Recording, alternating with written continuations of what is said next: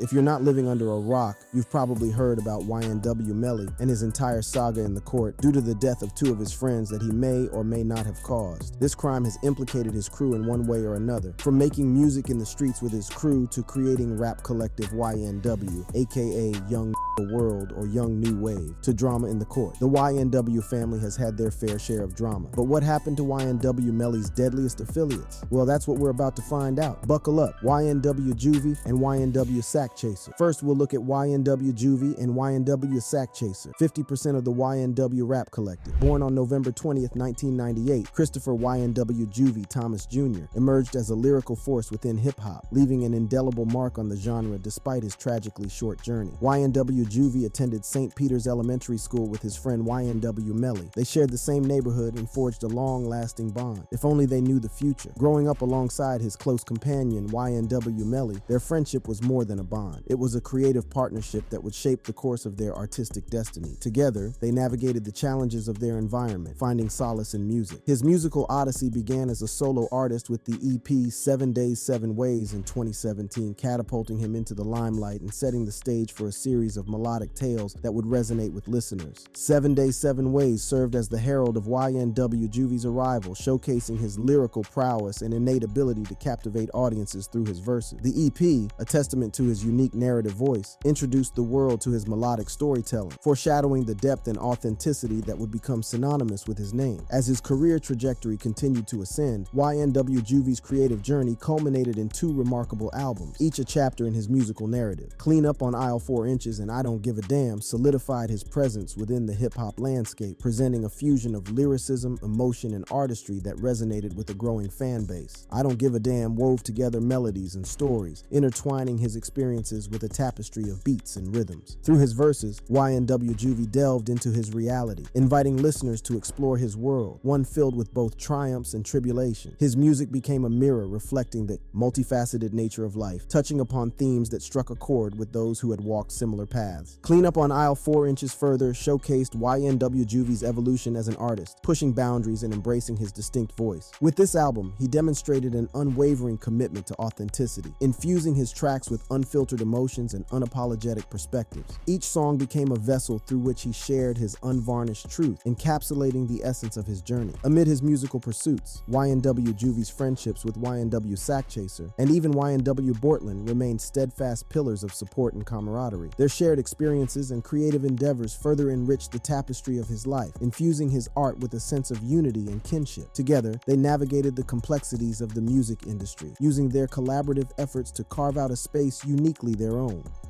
Anthony Dondre Williams, widely recognized by his stage name Sack Chaser, was an aspiring American rapper and talented songwriter. He was born on July 28, 1997 in Gifford, Florida, a place that would shape his musical journey and artistic identity. Growing up in the vibrant neighborhood of Gifford, Anthony's passion for music ignited at a young age. He was immersed in an environment that celebrated creativity and self-expression, which laid the groundwork for his future endeavors. It was within this community that he would form a profound friendship with YNW Melly, a fellow artist who shared his aspirations. Just like YNW Juvie, YNW Sack Chaser's deep connection with his YNW brothers was a source of life for him. His energy extended beyond just friendship. It was a dynamic connection that was as dangerous as it was beautiful. In 2018, YNW Sack Chaser released his debut track, Slat Shit, with YNW Jay Green and YNW Melly, which marked his official entry into the music scene. The song showcased his raw talent and unfiltered storytelling, giving listeners a taste of his unique perspective. This release not only introduced his artistic abilities, but also hinted at the potential for greatness that lay ahead. One of the defining moments of YNW Sack Chaser's career was his collaboration with YNW Melly on the track Youngins. The song exemplified the chemistry between the two artists and became a testament to their shared musical vision. Through their creative partnership, they captured the essence of their neighborhood struggles and aspiration, creating a piece of art that resonated deeply with their audience. Sack Chaser's musical journey continued with subsequent releases, including notable tracks like Slow Down in 2018 2018, Sacrilegious in 2019, and his collaboration with YNW Melly Youngins, these songs showcased his evolution as an artist, highlighting his growth in both skill and creativity. YNW Sack Chaser's music was a reflection of his life experiences, capturing the essence of Gifford while also addressing universal themes that resonated with listeners far and wide. Both YNW Juvie and YNW Sack Chaser were destined for the skies and so much more. But where are they now? Well, 2 men are in jail this morning, including an up-and-coming Florida rapper.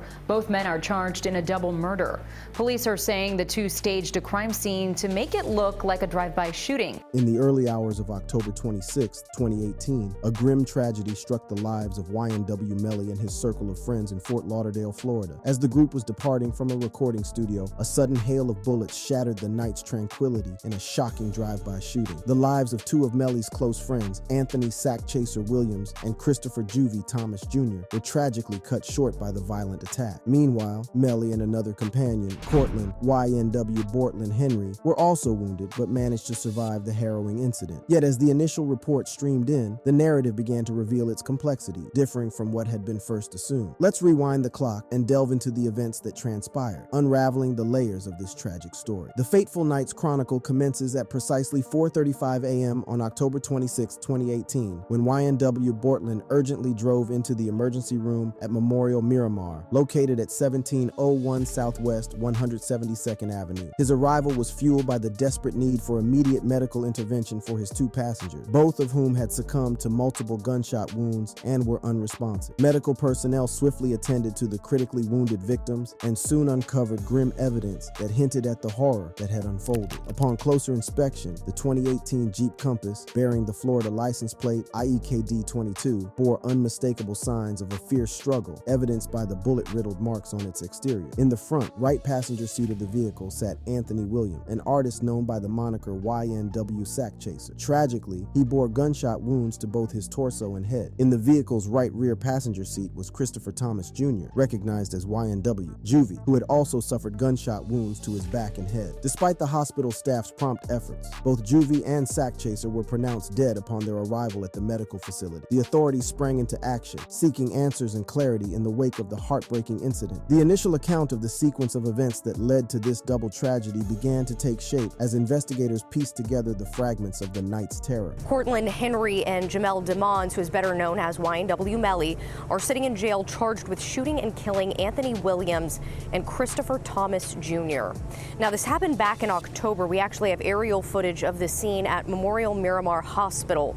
The victims, Anthony Williams and Christopher Thomas Jr., were dropped off at the hospital. As the details emerged, it became apparent that the shooting had unfolded with chilling precision. The vehicle, which was meant to be a mode of safe transportation, had turned into a site of violence. The subsequent investigation led to YNW Bortland, who found himself in the spotlight of law enforcement inquiries. The initial narrative, as relayed by YNW Bortland, shed light on the horrifying moments preceding the victim's arrival at the hospital. However, as the investigation unfolded, the truth began to diverge from the surface-level explanation, raising suspicions and prompting deeper scrutiny. As the investigation progressed, evidence emerged that not only suggested deception on the part of YNW Melly and Bortland, but also indicated Melly's direct involvement in the deaths of Sack Chaser and Juvie. Forensic analysis and witness testimony painted a troubling picture. It became apparent that Melly had allegedly orchestrated the staged crime scene to mask his own violent action. The evidence seemed to indicate that the bonds of friendship had shattered, giving way to a tragic and devastating outcome. The details surrounding the events and the motives behind Melly's alleged actions remain a part of the ongoing legal proceedings for both YNW Bortland and YNW Melly. On that fateful day of October 25, 2018, YNW Juvie and YNW Sack Chaser woke up just like any other day. Little did they know that their lives were about to take a tragic turn. They went about their usual routines, unaware of the dark fate that awaited them. Later that day, the two friends made plans to meet their closest companions, YNW Bortland and YNW Melly. Their meeting point was at the New Era recording studio on Northeast 4th Ave in Fort Lauderdale. After their session at the studio concluded, they set off into the early hours of the following morning, still engulfed in darkness. As they drove through the streets, the night seemed normal, but things were about to hit the fan. Approaching the intersection of Southwest 106th Ave and Dykes Road, another vehicle suddenly appeared beside them. Gunshots shattered the stillness of the night, filling the hearts of the young artists with shock and fear. Chaos reigned in those few moments, and YNW Bortland instinctively instinctively sought refuge on the floorboard to protect himself. When the barrage of bullets finally ceased, a haunting silence settled in the air. YNW Bortland slowly rose from his hiding place, only to be met with a horrifying sight. Juvie and Sack Chaser, his dear friends, lay wounded and struggling for breath. But as the investigations unfolded in the days that followed, a more shocking truth emerged. It was revealed that the crime scene had been carefully staged, a deliberate ploy to mislead the police and everyone else. It was revealed that YNW Melly was allegedly the culprit behind their deaths. The shooting actually took place at another location.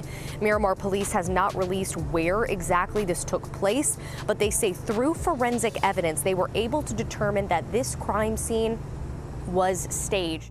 The YNW collective will never be the same. Their bonds have been broken, and YNW Sack Chaser and YNW Juvie are dead and gone, only to be remembered through their music. The incident sent ripples of shock and dismay throughout the rap community, triggering a wave of anger and frustration. Supporters and colleagues of the victims quickly turned to social media platforms to convey their heartfelt sympathies, while also voicing their strong desire to put an end to the violence that had tragically claimed the lives of numerous young talents within the industry. The resounding message calling for change reverberated across various channels, highlighting the urgent need for a safer and more nurturing environment for artists. When it comes to the actual events of that night, the story remains clouded by inconsistencies. For a moment, things seemed to settle down. Shortly after, on February 12, 2019, YNW Bortland was taken into custody under accusations of being involved in 2 first-degree murders. Following this, an arrest warrant was issued for YNW Melly, who willingly surrendered himself to the authority. He also faced charges relating to 2 counts of first-degree murder, specifically tied to the untimely deaths of Sack Chaser and Juvie. Even though they all claimed innocence, law enforcement officials remained convinced that the crime scene had been deliberately staged. However, YNW Melly steadfastly maintained his claim of having no involvement in the tragic events. The loss of his close friends weighed heavily on him, and he took to his social media platforms to express his grief and reassure his dedicated fans and followers of his innocence, asserting that he had done nothing wrong. In all this, there was someone else who was involved in the YNW collective and a close affiliate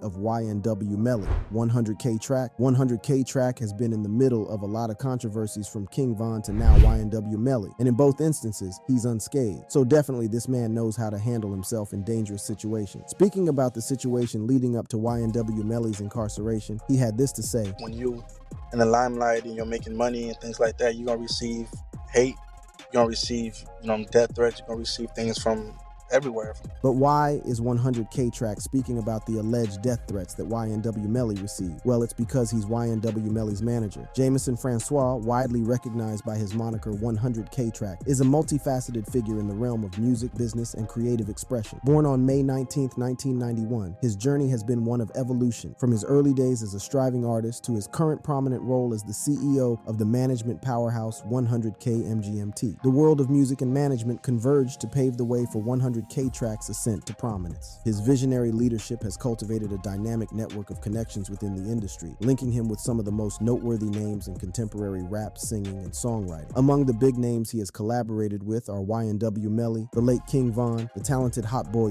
YNW Bortland, YNW Melly's younger brother YNW Beslime, the creative force Drew Filmdet, and an array of other exceptional talents. However, the journey to success has not been without its trials and triumphs. 100K Track's voyage into the spotlight truly began with the association with the incarcerated rapper YNW Melly. This connection marked a turning point, propelling Track into a world where he would not only shape the careers of others, but also make an indelible mark with his own contribution. Before carving his niche as a trailblazing manager, 100K Track embarked on his own musical endeavors. While his early attempts at music might not have yielded the anticipated success, they served as a foundation for the creative path ahead. Within his management pursuits, 100K Track has also ventured into the world of music as a curator of sound.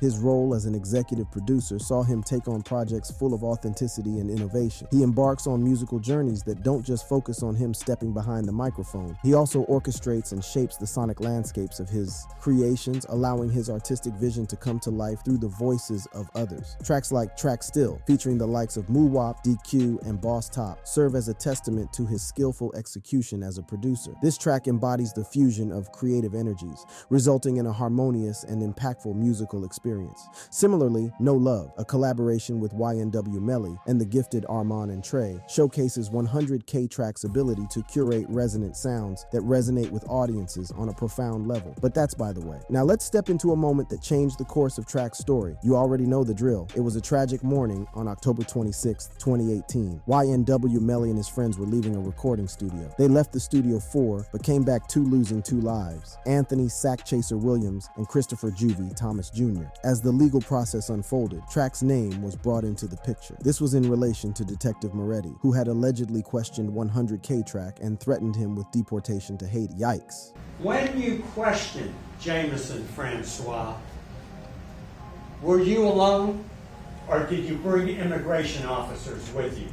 We were at the Chrome Detention Center, so of course the immigration officer had to be there. Smart answer, but the lawyer wasn't letting up. Did you in fact tell him that the jails are overcrowded, in referring to Haiti?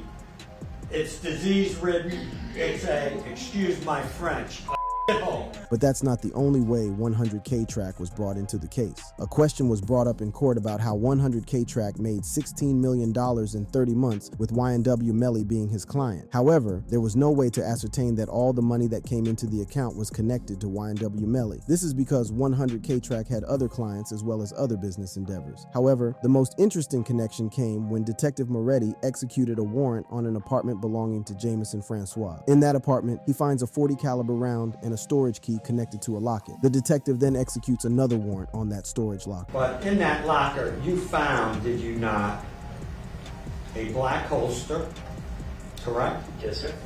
You found another black holster with a Glock back strap on it, Yes, sir.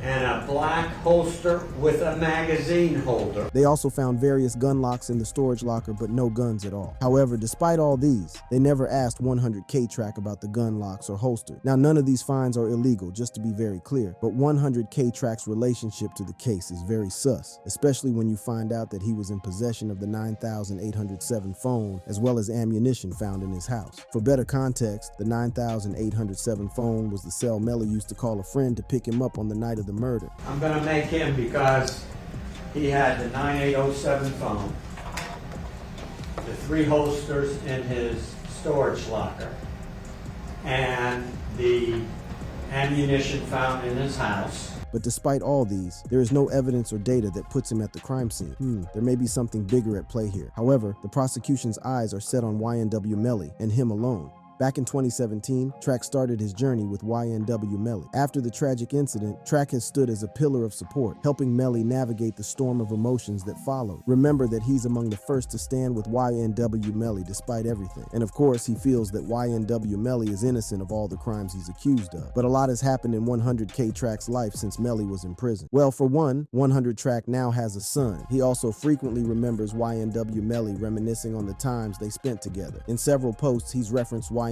Melly, even having a joint post with YNW Melly saying, "You know what, I don't get you internet weirdos who don't know or have no clue what's going on but have so much to say. Didn't your parents tell you if you have nothing nice to say, shut the F up when you see something you not a part of happen? Be a fan or hater and keep your opinion to yourself. Y'all comments not getting y'all paid. Go get some money because I just pulled out a quarter ticket, dropped an album, and went to support my brother. What the hell did y'all do today but stay on my now, go stream my on all platforms and my brother." He has even released music where he's heard saying "Free Melly." Music has become a medium for 100K to show how he feels. In a new song called Thinking About 100K, Track says, "I'm in the studio drinking Hennessy, thinking about my niggas, how the I lost Vaughn to a pistol. Melly been gone for 4 years. He ain't start trial. I'm a steady losing all my dogs. Man, this foul. We making millions, but these scars put a down. I traded all to take my out of town. They see the cars and the money, but they don't see the pain. Damn." Whether or not you believe 100K Track has a bigger part to play in YNW Melly's case, it's obvious he's gone through some dark stuff these past few years. And despite the fact he's doing well, making millions, the past experiences have left scars inside him. Finding out YNW Sack Chaser and Juvie were dead wasn't easy, but he stood beside Melly nonetheless. The next day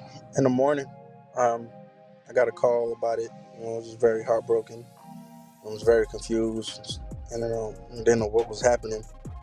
So we went to go see him After he found out, he went to go see Melly and, with the help of the family, helped him pull Melly together. In the world of fame, challenges, and threats are often part of the pack. Track acknowledges that being in the spotlight brings both love and hate, and artists often receive threats along the way. A reminder that the road to success ain't always smooth, and no one else understands the troubles that come from fame and friends than YNW Bortland. Meet Cortland Henry, famously known as YNW Bortland, a talented American rapper hailing from the vibrant city of Gifford, Florida. His journey in the music realm has been closely intertwined with that of YNW Melly, YNW Juvie, and YNW Sack Chaser, with whom he has shared creative endeavors. However, Bortland's story takes a dramatic turn as legal issues cast a very dark shadow over his promising career. In February 2019, a significant chapter unfolded when he and YNW Melly faced a grave predicament. The two artists were apprehended and charged with 2 counts of first-degree murder, a serious development that shook their world. The charges stem from, well, you already know, the deaths of Juvie and Sack Chaser. Authorities say that YNW Melly and Bortland allegedly orchestrated a sinister plan, crafting a false narrative of a drive-by shooting to obscure the grim reality. Allegedly, they not only conspired to stage the double murder, but also took the victims to the hospital after the incident, where they later succumbed to their injuries. But as the legal saga unfolded, further complications arose. Bortland and YNW Melly were scrutinized in connection with another tragic event. A report emerged, suggesting their involvement as suspects in the 2017 shooting of off-duty Indian River County Sheriff's Department Deputy Gary Chambliss in Gifford, a startling revelation that added to the complexity of the already unfolding narrative. Back to the YNW Melly saga, according to reports, on the way to the hospital, something odd happened. YNW Bortland changes his clothes from a white shirt to a black hoodie. It's a small detail, but it raises questions about what really happened that night. When he shows up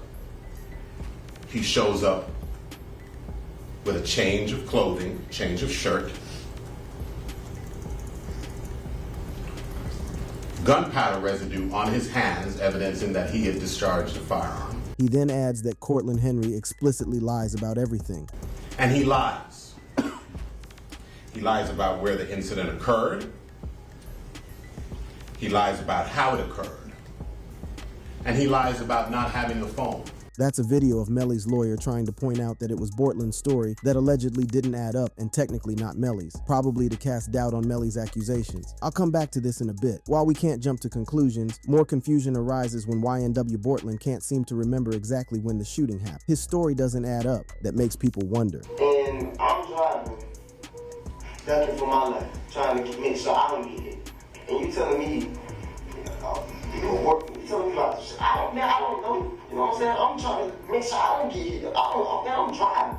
I'm trying to make sure I don't get hit. You know what I'm saying? During all this chaos, YNW Bortland goes on Instagram Live to tell everyone he's innocent. There's nothing to snitch on. We're innocent. Zoe, say this with me. Oh, the key word for the week, for the week, month, for the week, for the month, for the rest of the year. Innocent. I am innocent. He keeps saying it over and over again, almost like he's trying really hard to make sure people understand. He even writes it in the comments to drive the point home. Matter of fact, let me spell it out for y'all. Hold up. innocent. Innocent. But according to the evidence, when detectives questioned him, things got intense. They ask him if he recently used a gun and he denies it, but they don't seem to believe him. And you're doing them in service by not telling us the truth. I'm telling you the truth, man. I don't like. What do you want? How do you make shell cases disappear? I don't know. I cannot tell you about a shell case. They're not accusing him, but they want to know the truth. Then comes the real twist. Scientists check YNW Bortland's fingers and find a tiny bit of gunpowder from the day of the shooting. Tara Helsel, a forensic scientist, testified to this fact. This is important because when a gun is fired, some particles stick to your hand. It's like a puzzle piece that fits into the bigger picture. As the legal process goes on, YNW Bortland's mixed up stories come back to haunt him. But since only YNW Melly's trial is going on, one cannot say the extent of the effect of the alleged lies. Still, how bad can it be since YNW Bortland was allowed to be released on house arrest? And from all indications, he was really happy about that. He even added Free Melly to his screams of joy. However, the reason for Bortland's release is because of his minimal criminal history and the current evidence not pointing him as the main culprit of the murder. Instead, he's treated as more of a co-conspirator. Still, Still, this could all change when his trial starts. Since he had already been released on house arrest, he tried to push his luck again. YNW Bortlen appeared in court on June 30th, 2023. Contrary to expectations, he did not testify against Melly, his partner. Hoping for a lighter house arrest, he requested permission to travel for shows and even go to church, but his plea was swiftly denied by the judge. We filed a schedule for the next couple of months. I saw that. And he would like to be able to work. Hold on. Yes. Respectfully, motion denied. All right. Thank you. Interestingly, during Melly's trial, the focus seemed to shift from Melly's own suspicious history to Bortlen. The reason behind this change remains unclear, but it looks like an attempt to divert attention away from Melly and onto Bortlen. And you are aware that the person that claimed it was a drive-by shooting is Cortland Henry.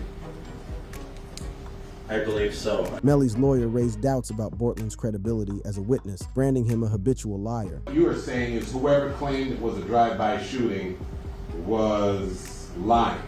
Was incorrect. Okay. Yet despite these tactics, the spotlight consistently swings back to Melly. The initial theory of a drive-by shooting involving Melly and Bortlen took another dramatic turn when more evidence emerged. The bullets found in the car did not carry any traces of blood, and the bullet marks in the car did not match the injuries sustained by both of them. At this point, it's like, what is real and what isn't? Prosecutors are desperately seeking a decisive testimony from either Melly or Bortlen. If Melly is guilty and Bortlen testifies against him, a legal hurricane awaits. Bortlen himself might face severe consequences for aiding in the crime and misleading the investigation. With the possibility of a decade-long sentence looming, the stakes are incredibly high for him. Bortlen's fate hangs in an even more precarious balance. Potential life imprisonment or worse could be on the horizon. The specter of gang affiliations adds an additional layer of complexity, potentially altering the course of Bortlen's and his family's lives forever. As the legal saga unfolds, Melly's legal team are steadily arguing that Bortlen's credibility is compromised due to his consistent falsehoods. This might be the only thread they can grasp to challenge his testimony. You know, create reasonable doubt. That's the entire gist. But here's the twist. If Bortlen falsely accuses Melly, he himself could end up behind bars, even after Melly's fate is sealed. The implications of Bortlen's ever deciding to testify against Melly are substantial and far-reaching. This may just be a real-life legal chess match. There are no simple moves, and both sides are quite literally playing for life and death. YNW Bortlen's movement is keenly watched despite the spotlight being on YNW Melly, but a little sidestep. The defense strategy took an intriguing turn when they introduced a new figure, Adrian Davis, to bolster YNW Melly's case. Adrian's testimony was expected to provide a crucial alibi for Melly. He shed light on three critical aspects. He said Melly left the studio in a red Mitsubishi rather than a gray Jeep Compass. He also added that Melly was already home when news of the tragedy broke, and finally said Melly misplaced the phone and didn't find it. The defense seemed to be laying the groundwork for an alternative narrative. However, the prosecutor's cross-examination of Adrian unveiled a conflicting tale. The prosecutor brought up statements made by Adrian years earlier that contradicted his current testimony. This created a he said, she said scenario, casting doubt on Adrian's credibility. The courtroom atmosphere grew tense as Adrian's memory lapses and inconsistent state raised suspicion. Despite attempts to attribute his inconsistencies to intoxication, the defense's strategy was facing scrutiny. But what does this new strategy mean for Bortlen? Well, we'll let the court decide that, but it doesn't look good for him. After weeks, the trial reached a climax with a mistrial declared by Judge John Murphy, but the prosecution was determined to retry the case with a fresh jury, ensuring that justice was pursued diligently. Where does this leave YNW Bortlen? It leaves him waiting for his trial, starting on October 3rd of 2023. We're set for October 3rd. There's not much YNW Bortlen can do except wait for his court date, and from all indications, he's making the most of it. He's releasing music videos within the confines of his home, selling merch, rapping, and vibing. At least that's what his Instagram is showing. Still, there's a lot of noise about YNW Bortlen snitching on Melly, but none of it is substantial. Bortlen hasn't made any move in that direction, even though it's obvious that there's mounting pressure for him to do so. Heck, even YNW Melly's former defense attorney Brad Cohen said it's never too late to say sorry in regards to whether or not YNW Bortlen can take a plea deal. Too late for Cortland to plea. It's like the Justin Bieber song, It's Never Too Late to Say Sorry, I think. No, I don't think it's too late. A lot is riding on this trial. 2 lost lives, 2 lives on the chopping block. The whole world is watching, and no one knows what's going to happen next. YNW Melly's saga has wrapped his closest affiliates in so much. The courtroom drama continues, and observers are left wondering about the outcome of the next trial, both for YNW Bortlen and YNW Melly. Will a more composed and balanced jury bring a different verdict? As the legal battle for the YNW brothers unfolds, the stakes remain high, reminding us that things could go from bad to worse at any time. asterisk, asterisk, asterisk. It's always good to remember that from YNW Juvie and Sack Chaser to 100K Track to YNW Bortland, the lives of these young men will never be the same. Justice is the only thing anyone can hope for. Justice for the dead and justice for the living. Thanks for watching. Tap on the screen to watch similar videos and see more content.